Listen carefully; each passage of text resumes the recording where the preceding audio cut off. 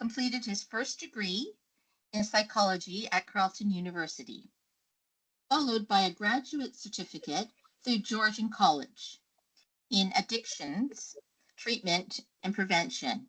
He subsequently completed a Bachelor of Social Work at Lakehead University and his Master's of Social Work through Wilfrid Laurier. Wow, I don't know if I could do that much schooling, university. Over the past 2 decades, Daniel has had the privilege of supporting children, adolescents, families, and communities in the area of trauma and concurrent disorders. As a clinical and thorough policy advocate, he is incredibly passionate about social and health policies within systematically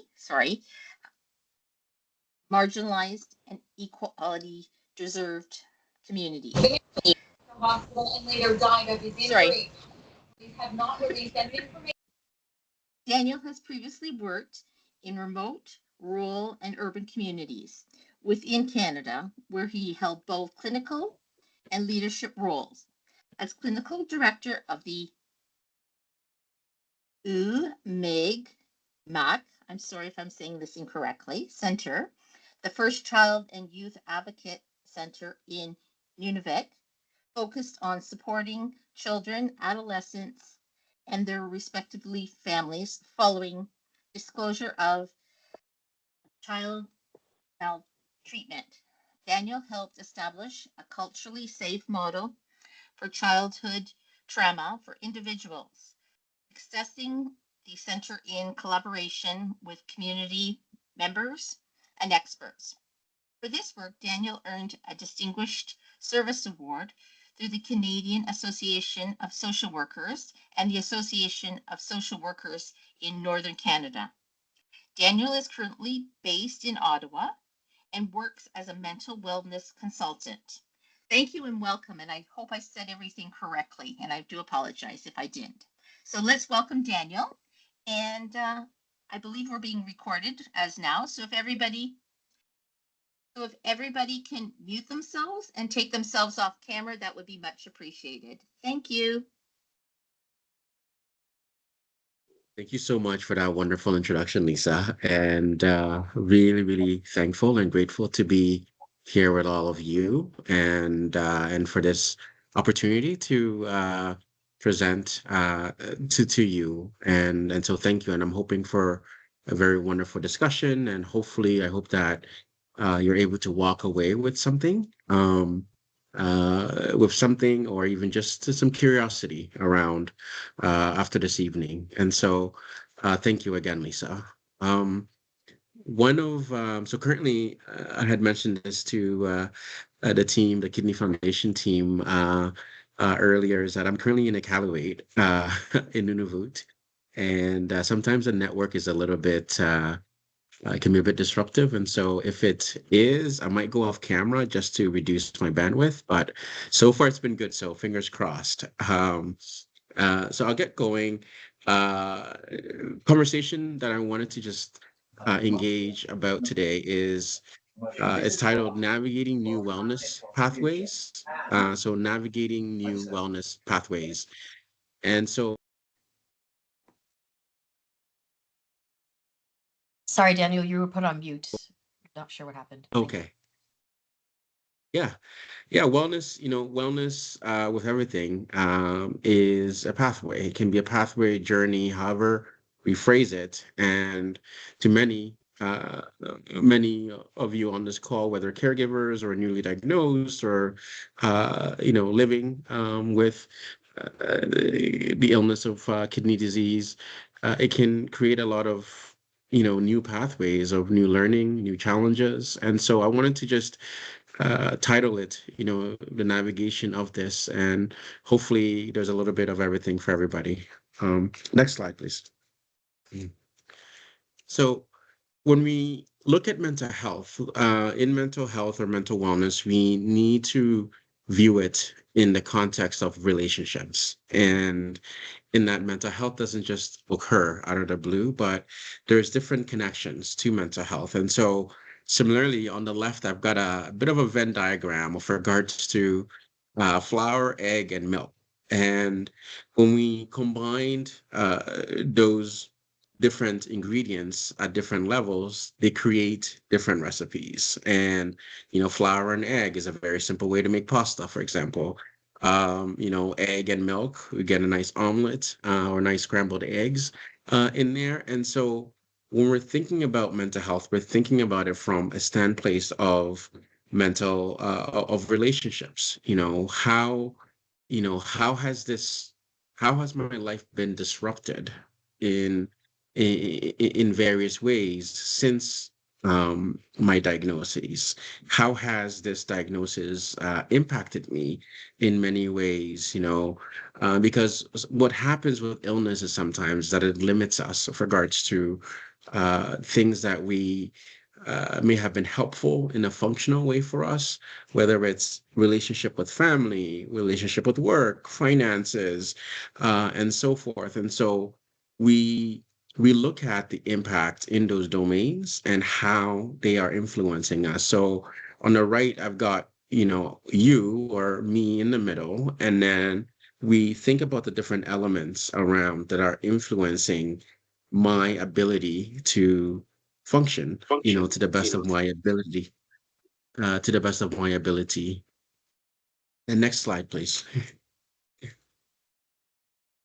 So in Canada, consistently, the number is about 1 in 5 Canadians experience mental illness, and in consistently, it is reported that 18%, so about 1 in 5 again of Canadians over 15 meet the criteria for a mood disorder, anxiety, or substance use disorder. And mood disorders, depression is a form of mood disorder, bipolar, seasonal affective, that's all types of mood disorders, anxiety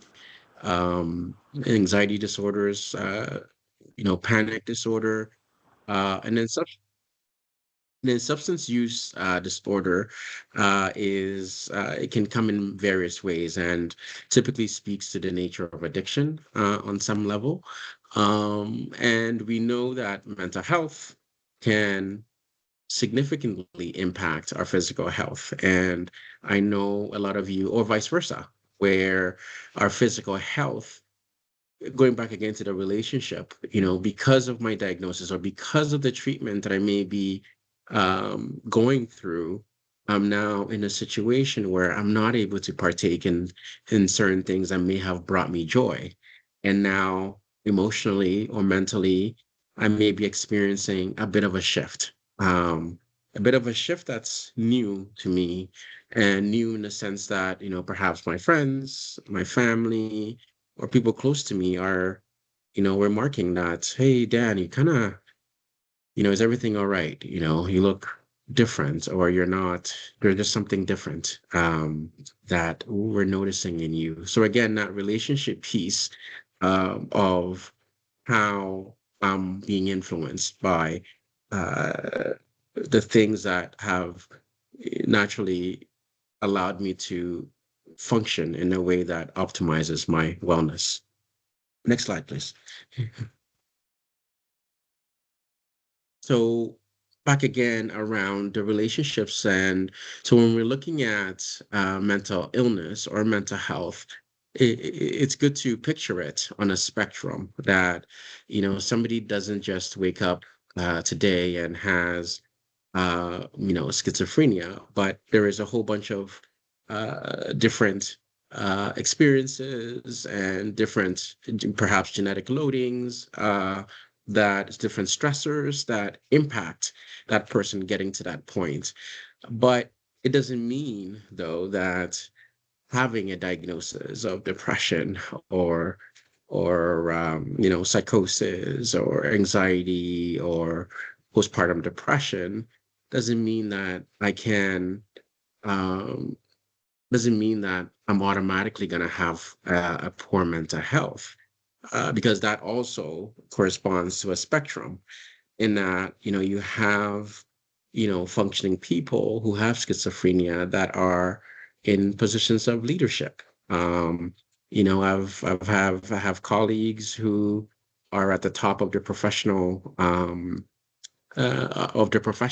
and may have a diagnosis of bipolar or some kind of uh, mental health diagnosis. So, but they are doing certain things that are maintaining their level of overall wellness. They're engaged in activities, whether it's their treatment plan or they found a way to incorporate certain elements to be able to manage their illness, and therefore they are a bit on the the wellness aspect is a little bit high. And so in looking at uh can Sadia, can you see when I move my mouse? No, not at all. What do you need me to click Okay. on? So so if we're just looking at, if we're going vertical, if you go vertical all the way up to the left quadrant, Mhm. so Yes. where we're looking at, so you the other side, sorry, the other side. My apologies. uh Yes. Yeah, perfect. So it's like we've got somebody with serious mental illness there. And then on the high end is that despite that, they've got some pretty optimal mental health, mental health, because they have different activities or different ways in which they are managing their overall wellness. But yeah, next slide, please. And Health Canada has, in Canada, we have what is known as social determinants of health. And these are contributing factors to us being able to maintain overall wellness. And a lot of times, we look at, if you looked at some of the items in there, whereas, okay, well, for me to have good determinants of health means that I'm able to easily access health services. Well, if I live in a pretty remote or rural area, that may not necessarily be the case.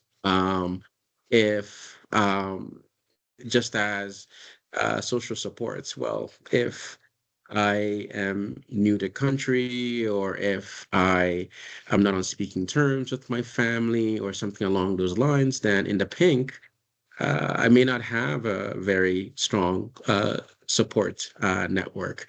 And physically, if I'm living in an overcrowded home or if I'm living in very subpar housing, that in itself can contribute to me having poor mental health. So those are sort of like elements around, when many of these things are firing in a positive direction, it can contribute to us having optimal uh, health. But we know that life is definitely doesn't function that way, ac- where we are where we're actively in a situation of always having all of those dials there having uh, working accordingly in our lives, because there's stress that that uh, we actively experience in life, or that come to our into our lives unexpectedly, such as new diagnoses or loss, a whole bunch of other things. Next slide, please.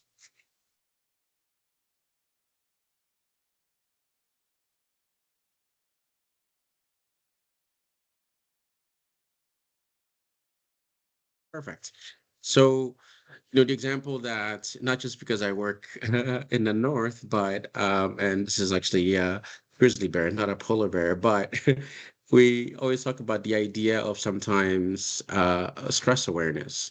If um, I was, I mean, Sadia and I were friends, and we're walking down the beach where we normally walk down, those of you in Ottawa, let's say, I don't know, let's say Britannia, Britannia. So walking down Britannia, we've actively done this many, many times before. And then out of nowhere, this one day, there's some bear. Right? There's a bear that just approaches and comes out of nowhere. And so we're both startled in that moment, and our physiological responses kind of kick in those moments, whether we're gonna fight it, freeze, or whether we're gonna run away or or or whatnot. But essentially, there's a stressor that's present, and our bodies, may be overwhelmed in that moment. Our bodies may be quite paralyzed in that moment, because we've been walking down this beach for, let's say, 2 years, regularly, and we've never had to experience this level of stress on that. And now we're faced with something unfamiliar to us, and that can really load up our physiological response. And so, next slide, please. So in that next slide, we kind of look at, natural response of, fight, fight, flight, freeze, and fawn. And so fight doesn't, necessarily mean that, Sadia and I are going to fight the bear. Fight could just mean that, okay, perhaps we're going to throw something at the bear and then, dash it some other way and then run another way. So fight is essentially, finding a way to confront the threat in a reasonable way because there's so much adrenaline in the body. Flight could be, what, we're just gonna run. We know this beach really well, so we're gonna run this way because and hope for the best. Freeze could be that we just become completely immobilized in that moment where it's just so overwhelming that we become numb, we just shut down. And then, fawn, could be in this case, oh, I have to have some food in my pocket or something. Maybe the bear will like this food. I can, try to appease this threat in some way, or maybe I could try to negotiate with this bear in some way. And so these are natural responses that happen in significant periods of stress. becomes this becomes, again, going back to relationships, as I mentioned earlier, becomes problematic, and it becomes uh, unhealthy to a certain degree, or traumatic, as a term, when now, so Sadia calls me up. So the threat is gone. So with this situation, the bear just goes on his own, and that's the end of that. And Sadia and I look at each other. Wow, what the hell was that? It's a good thing it's gone now. And but so the next, we should kind of shake it off. Maybe the next day or a couple days later, Sadia calls me and it's like, "Hey Dan, let's go for a walk." And I'm like, "Ooh, I don't know. I think I have plans tonight. I think so, or today. So how about next time?" The next time, I'm like, "Ooh, I'm coming." I start coming up with a different reason. And what is gradually happening is that, or I may say yes, but I may be like, "You know what, Sadia, how about we walk on the other side of the beach this time?" Or how about, you know what, you keep walking and then I'll meet you on the other side.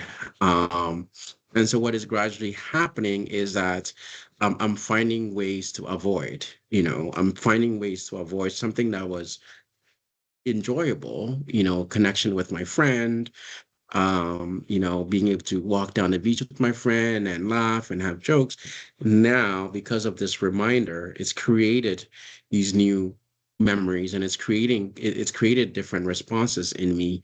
And meanwhile, Sadia, she may have just shook it off and she's fine.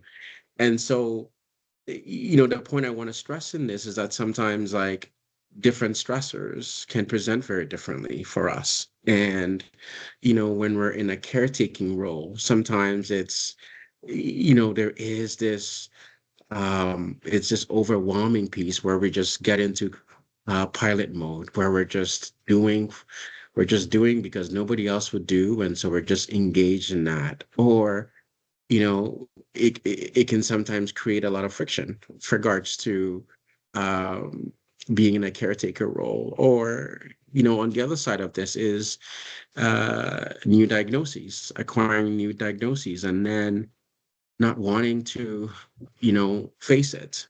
In that I'm just gonna avoid it because I just can't, my body just can't handle this unexpectedness that is ahead from me.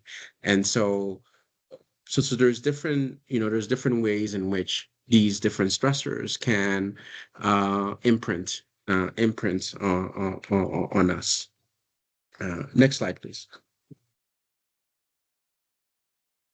And so in one of the therapy modalities or counseling, a very popular one, a lot of you have probably heard about, is cognitive behavior therapy, and which kind of looks at relationships again, between our thoughts, our behavior, and feelings. In that, typically, a trigger or a situation or even an event can create uh different reactions in us. Our physically, we can be heightened in our body.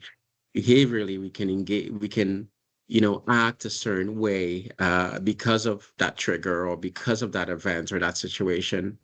And then thoughts, we can get into a certain place of repetitiveness around really unhelpful thinking and negative thinking patterns that rationalize us doing something that we normally wouldn't do, or overly um, investing in a different way. And then the feelings part, being impacted in that way. And so there's this relationship that just kind of crosses across. And so a so an example, let's say, sadly, the status can be quite overwhelming with regards to caretaking, typically being and end up being women during the diagnoses of an illness for a loved one. And so let's say, brother and sister, and mom gets really sick, and a decision has to be made. And um, you know, maybe the brother and sister don't even talk about it, and because the sister is thinking, the thoughts that are coming through is that, mom's always taking care of us. Like, I would be a really bad daughter if I don't take care of mom. And then, and then emotions of, feeling negative and feeling guilty. And then the outcome of that is that I end up, helping mom. I end up helping mom, and then it gets to a place where it's just too much for me, but I'm still in this place of, my thought pattern being, I can't give up on her now because like she's never given up on me. And then it's like all those emotions coming through again. Physically, I may be getting drained from it, and it may be impacting me. Maybe I'm short, maybe I'm whatever. Uh, but I get into this cycle of unhelpful and unhealthiness. Uh, as a result of some of this. And so, and even, okay, well, it's, um, my brother asked if I can, if he can help out, because he hasn't helped out. And I'm like, oh no, what does that mean? Does that mean that I'm not doing a good job? If I'm not doing a good job, then I don't want him to think that I'm not doing a good job. I don't want to show him that I'm not, I can't handle this. And then again, because if then he's going to have this perception of me, this and this and this, and then I'm just going to continue to put myself in that place of exhaustion by just continue to help, even though I need it, but I just can't get out of that place. Next slide, please. And so again, over time, stressors have a way of in our body. We have in trauma work, there's a concept known as the window of tolerance, where we naturally we stress is supposed to just kind of give us this big ebb and flow, where we kind of experience a little bit of stress, but eventually stress comes down and back and forth. That's how we know we're human, because we're able to experience that ebb and flow of it. So in that middle where it's, there's a lot of clarity, there's a lot of awareness. What active stress does to us sometimes is that sometimes just throws us out of that window where we're either in a place of, high anxiety, or in a place of just like tense, feeling tense all the time. And then the other way where we're just so overwhelmed that we just become really disconnected from our bodies. And so we become really withdrawn where, maybe I started treatment. I started dialysis, and I'm feeling really weak from it. And now I'm just like in this place of like, really passivity of like, I'm just so down on myself, and actively just in this place of just heaviness, and numbness. And so again, window, this is lot of stress kind of can put us outside that window of that middle optimal window to a place of hyperarousal, to a place of hypoarousal, which is on the bottom. I should say hypo, not hyper on the bottom. I just noticed that. Hypo being below. Next slide, please. And so again, I'm sorry that this is a little bit small, but going back to that cognitive behavior approach around thoughts, behaviors, and emotions is that, for sometimes we all experience some of these thinking patterns, and where we get into that and then we try to find things to support that thinking pattern. And so the one, two, three. So the third one, jumping to conclusions, which is there are two types of jumping to conclusions: mind reading, and because we know what's going to happen, and fortune telling, predicting the future. So the example I gave about the brother. So here I am, I'm exhausted, but you know what? I can't ask, even though he's saying that he wants to help, there must be a motive. Why all of a sudden does he want to help out? Is it because mom has told him something that I'm not doing a good job? Does he not think I'm doing a good job? Because since the last time I saw him, I don't know, there was just some energy and this and this. And so now, you know what? I I already know. So my thought patterns that I'm going to jump to a conclusion by assuming that it's a negative thing. There's a negative reason behind why he wants to help, and therefore I'm not gonna allow him to help.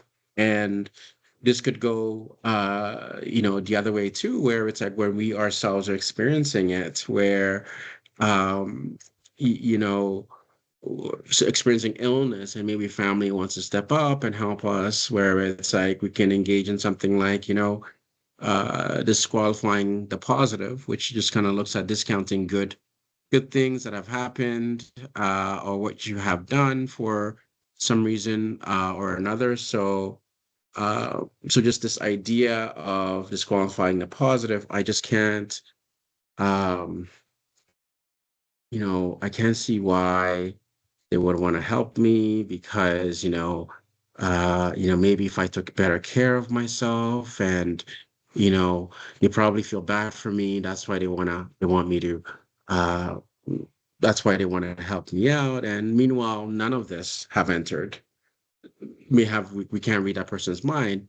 Is that we just are in this place of maybe exhaustion, or overwhelmingness, that we just uh, aren't able to have the level of awareness that we would hope for. Next slide, please. And so again, the relationship piece, in being mindful around the relationship piece, because the relationship of other things in our environments that can continue to impact how our level of wellness um, uh, can shift. Next slide, please. So, I used to do, I still kind of do on some level play therapy, where I support, where I help children, process a lot of traumatic experiences and through play, because play is a universal experience. And so I had this young client who was exposed to an unexpected event. It was like the death of his aunt, and there was a lot of emotions in this young person. And, you know, it actually, for a while, it also created a lot of anxiety in me just as much because he would come to the office and just like, almost like a Tasmanian, like Sonic there, where, just tornado right through my office. And the left picture was how my office would look like, within like 10, 15 minutes whenever he would come to my office. Then gradually, there's some trust being built. And then we move to the second picture where it's still chaotic, but there's some organization that's happening on that table there where there's a little bit of order, where you see some of the baskets are still on the shelves. They're not out on the floor. And this took some time. And so, again, like different stressors, new diagnoses, new treatments, being in a caregiver role has a way of really shaking up our lives. Sometimes for the worse because of the sacrifices and because of the time commitments that uh, it can require. And so it can feel like that. We can feel like we're in that place of dysfunction or a place of disorganization or uncomfortableness for quite a long time, like that left picture. But, I think gradually, it's not never overnight, but we gradually move to a place where it's like, okay, how much can I handle a little bit of this today? How much can I take on today? How much can I try to compartmentalize today? And that's the stuff on the peripheral. So we look at the shelf there where so we have the baskets are on there. Okay. It still appears chaotic when you look at the rest of the photo, but there's a couple strengths that we can pull out from this experience. There's a couple things that are manageable, from this. You know what? I will I'll take mom to her appointment today, but I think I'm gonna utilize the volunteer service to have them pick her up for the next treatment.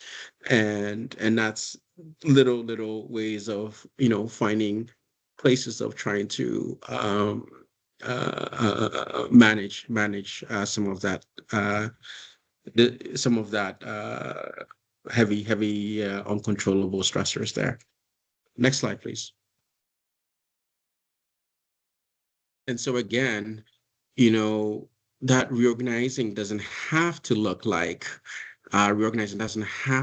a perfect scene, but it is this piece that there can still be order, in the in making sense of things, and I love this image because there are things there's movement in this picture, where in this picture I see the child is like they're moving forward. If you look at all the cars, they're moving forward. So there's a little bit of hopefulness coming out of all of this chaos. And for this picture, um, I remember there was a lot of dysfunction for this child at home. You see the club there, so that was like a police thing. You see the police car even at the front. But gradually there were elements outside of the home that kid found that they were a positive shift for them.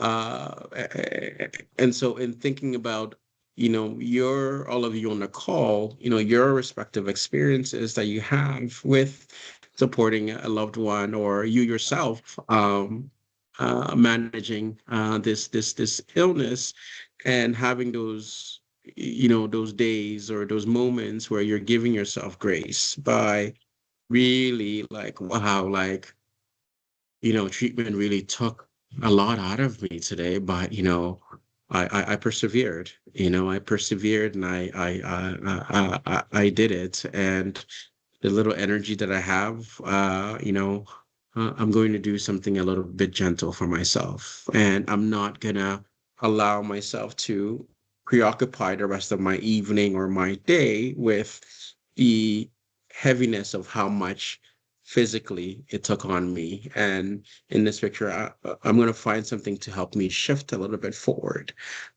It doesn't mean I'm disregarding the this picture with the heaviness around all that disorganization in there, but I'm going to find moments there. I'm going to find different things to kind of move me a little bit, ahead.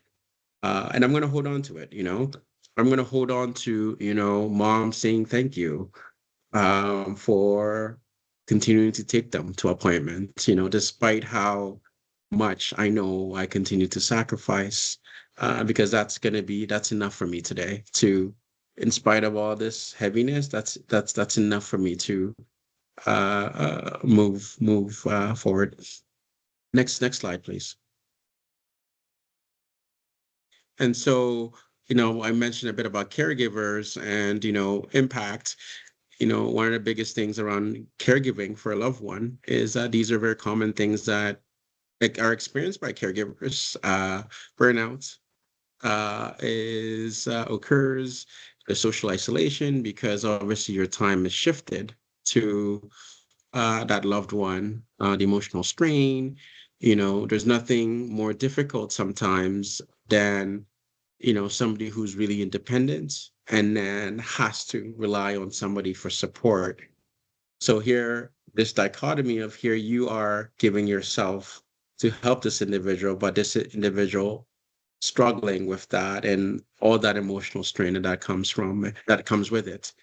And then obviously it becoming sometimes impacting our mental health in the sense of anxiety, or it's like, oh my gosh, like mom just woke up, like here goes my day. And some of that anticipatory piece that can also happen. Next slide, please. And so we know other types of stressors that can occur with illness is access. Sometimes, accessing resources and appropriate health care, respite care, which is important. Sometimes finances. I'm only allowed to take this much time, and I've already depleted my bank. What happens if work lets me go? This Some of this economic impact, and in some ways the loss of income just as much. Next slide, please. Again, well, maybe the finances have now impacted to the point where we have to downsize, or I'm moving in to my family members, or they're moving in, and what that other additional stress that that's creating, the mental health and emotional strain again. And, maybe there might be availability of mental health support, but again, time, you know, am I able to find time for that for myself? Next slide, please. And we also know around sometimes like illness and access to care can sometimes there's a disparity around that with regards to especially with new diagnoses, like understanding, hopefully I have a good nephrologist or a nephrology team that are able to give me the appropriate education around what I need to anticipate and what I need to do to be well. And hopefully I'm able to access that understanding just as easily and not be in a place that it's creating more stress because they told me about this pill, what it does, and now here I am, and some of that piece. Next slide, please. Okay. And we know, and as I said, illness earlier, sometimes there is a bit of um, a gender imbalance around it, where women tend to be. It's not to say that men don't caretake, but there tends to be a bit more. You tend to see a lot more on women being in that caretaker role. Sometimes, you know, and then you think about socioeconomic status, people's income levels, and how that can really contribute to some of that stress again. And then in some marginalized communities, such as in the Black and Caribbean communities, which have overwhelming numbers when it comes to chronic kidney disease, some of their own challenges as well too, with regards to their relationship with healthcare and prioritizing their healthcare in the midst of sometimes their financial poverty and limitations. Next slide, please, Sadia. And so I wanted to just like also shift this where it's like when, you know, what also happens when you, the caregiver, also become ill in the midst of uh, taking care of a loved one, where it can be very stressful, can create anxiety, some guilt around where you're trying to balance, if I take care of myself, are they gonna, I feel guilty for having to, you know, limit the amount of time I'm able to take care of a loved one to focus on my own, the impact on mental health and again, because of now my own appointments and me needing to focus on myself, that cycle again, it's like now it feels like, or now I'm not as consistent with the caregiving, and that's even causing more of a cyclical worry and stress for me. Uh, Next slide, please. Again, one, two, three more, I think. I think one more. Perfect. So yeah, so wellness is again, it's an individual process and it's very unique to all of us. It is an ongoing process of discovery and change, and it can be uncomfortable change with regards to reaching a place of wellness, because I may have always put the needs of others. I may have put, perhaps it's caretaking or whatever the role is, I may have done that. And so now to have to refocus that on myself, it can be quite an uncomfortable change. But, wellness can be, contribute to a lot of hopefulness.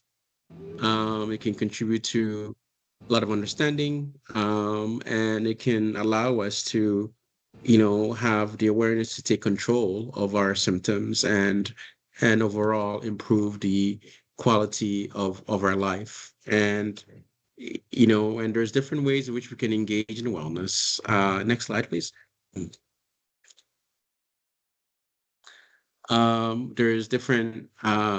a lot of different apps out there around wellness. And I'm missing a few slides on here. So I think what I'll do is I will update it and then I will resend it to Julia's team again. So my apologies, but um, there's a lot of different apps out there, but again, the big piece around if there is the morsel of taking something out of some of this conversation is the piece around the littlest thing can be helpful, especially when we're so used to be in a place of just giving to others and just not giving ourselves any of that compassion and any of that care. And so being able to just, sometimes just saying yes to that help without getting into a place of guilt, without, um, you know, without feeling this help, this helplessness around that, this person is perceiving me as helpless or as whatever. That's why they're offering help. By just, embracing and accepting it, it goes a long way with regards to managing different stressors. Next slide, please. Because really, in being able to allow some of those minor shifts, just like in that picture, can allow us to shift from a place of actively being in a heightened place of active stressors, but rather a little bit more awareness around just being a little bit mindful and aware at how much, all of that in that left picture versus the right one, how much of that is impacting our bodies in a general way. And so I think with that, I'm gonna stop here and then open it up, I think. Thank you. All right.